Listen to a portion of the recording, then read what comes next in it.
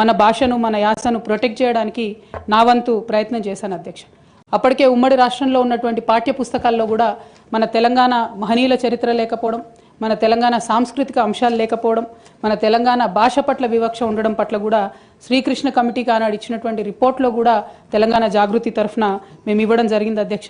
Srikrishna committee ఇచ్చినటువంటి final రిపోర్ట్లో కూడా ఆ వాస్తవాలని వాళ్ళంతా ఉటంకించడం జరిగింది అధ్యక్ష. ఇవన్నీ కూడా మరి తెలంగాణ ప్రజలు కూడా మర్చిపోరు అధ్యక్ష. ఇవన్నీ చేస్తూ వచ్చినాం.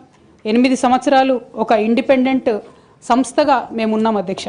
అదేవిధంగా సాంస్కృతిక పరమైన అంశాలే కాకుండా బాలికల విద్య పట్ల, ఆదివాసీల హక్కుల పట్ల, మన ప్రాంతంలో ఉన్నటువంటి పరిశ్రమల్లో మన ప్రాంత ఉద్యోగులకే, మన ప్రాంత యువకులకే ఉద్యోగాలు దక్కాలనేటటువంటి అంశాల పట్ల కూడా ఆనాడు మేము పోరాటం చేయడం జరిగింది అధ్యక్ష.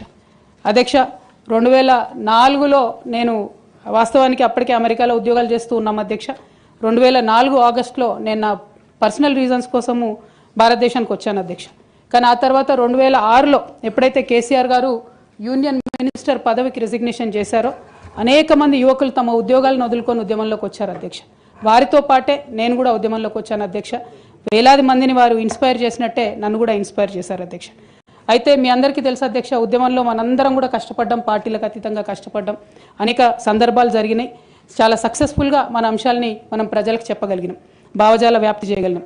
అయితే అధ్యక్ష 2013-14లో తెలంగాణ ఉద్యమాన్ని మలుపు తిప్పేటటువంటి కీలక ఘట్టాలు జరిగినాయి అధ్యక్ష.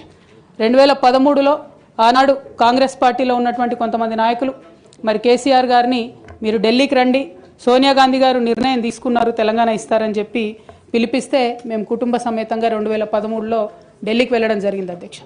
కానీ వెళ్ళిన తర్వాత 2 నెలలు కూడా దాదాపుగా కనీసం కాంగ్రెస్ పార్టీలో పెద్ద నాయకులు కానీ చిన్న నాయకులు కానీ ఎవరు పలకరించిన పాపన పోలేదు అధ్యక్ష.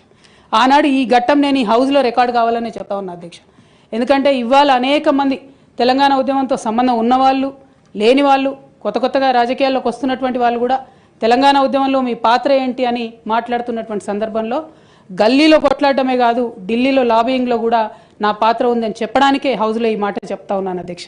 అయితే 2013 అధ్యక్ష జూలై ఆగస్ట్ టైంలో మరి అక్కడే ఉన్నాము, ఎక్కడ కూడా కదలిక లేదు. అటువంటి సందర్భంలో ఆనాడు మేడం సోనియా గాంధీ గారు ఎవరైతే ఈ కీలకమైన నిర్ణయం తీసుకోవాలో వారికి సంబంధించి ముఖ్య అనుచరుడుగా ఆస్కర్ ఫెర్నాండెస్ గారు ఉండేవారు అధ్యక్ష. తమరందరికీ తెలిసి ఇప్పుడు లేరు, వారు పెద్దవారు. అయితే వారితో నాకున్నటువంటి సొంత పరిచయాలతోని వారికి కేసీఆర్ గారికి సపరేట్గా నేను ఒక మీటింగ్ పెట్టించడం జరిగింది అధ్యక్ష. ఇదంతా in the interest of the state formation అధ్యక్ష.